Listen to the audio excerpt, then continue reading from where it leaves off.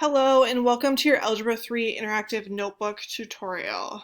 I'm gonna start by apologizing. This is Miss Sylvester recording this. There's like a full concert happening outside my apartment, and that's not an exaggeration. Legitimately, there's a concert happening outside. And I can hear it from where I'm sitting, so maybe you can hear it on the recording. Hopefully it's just some nice background music, but I'll just apologize if you can hear it and that bothers you. But we are just going to walk through your interactive notebook today and kind of how to use it and how it works. Here's the front cover. At the top, you'll always have the date and the sections we're working on, and there'll be a picture of your mathematician of the week. There's also a video about them that you can go ahead and watch if you'd like to. When you're watching your video, you can click right here and play it right in like the frame if you'd like. My YouTube is muted right now, so you can't hear it, but there it is. We'll talk more about videos on the next slide too. Mostly on this page you have your dividers that you can use to click to the material we're working on. So for day one, you're going to do adding and subtracting. You can click here and then click on your slide to go there. We have our first divider where we have the dates.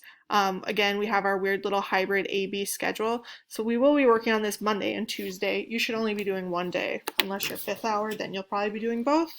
And then we have the topic we're working on, a picture of our mathematician of the week, an essential question, and a learning target. Now to travel to the next slide, you can click over here on the sidebar if you want. You can also use your left and right arrows on your computer keyboard or the up and down arrows on your computer keyboard. They all work. They're all great ways to get where you need to go. Your first slide with like actual content is about vocabulary. So you're going to drag and drop these wherever they go, and this video will tell you where they go. Again, you can click play and watch it in frame if you'd like, but it's kind of tiny. This one, to be honest, you could probably listen to and get the information you need. But if you want it bigger, go ahead and click full screen. Or you can click the YouTube button and have it open up in a new tab. This might be helpful to you because if you open it up in a completely new tab, oops, let's make my window bigger. You could shrink it down and be watching your video over here in a size that's large enough to like use, but then also be working on your thing here. And we can even shrink this window down maybe. Ooh, I don't want to move that. Hold on, let me see.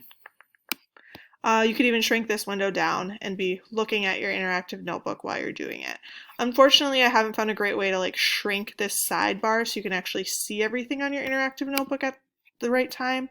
So if you find that, please let me know, but this is just a good option of like keeping your video open, but also working on your interactive notebook. All right, I'm going to close this. I'm going to bring this full screen again. All right, the next thing I want to talk about is if you move something somewhere, so I just drag and dropped that little thing, but I really want to put it back.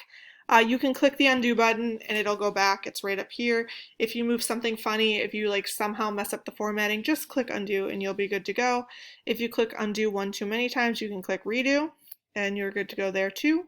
If you're like, yo, Miss Sylvester, this font is teeny tiny and I cannot read those words, go ahead and use your little magnifying glass. I like to click the arrow next to it and click one of these. 100% is usually pretty good. And then you can zoom in and you can scroll around wherever you need to and have a close-up look.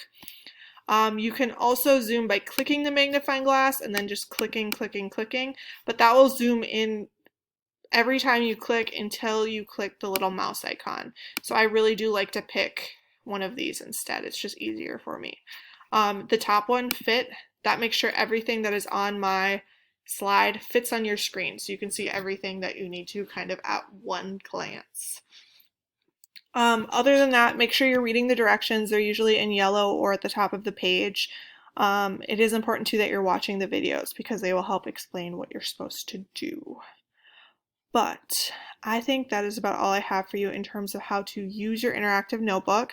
I wish you all the best in your math class this year, and if you have questions, please ask your math teacher. We are more than willing to help you, and I hope you have all sorts of success in your math class this year. All right, thank you for watching.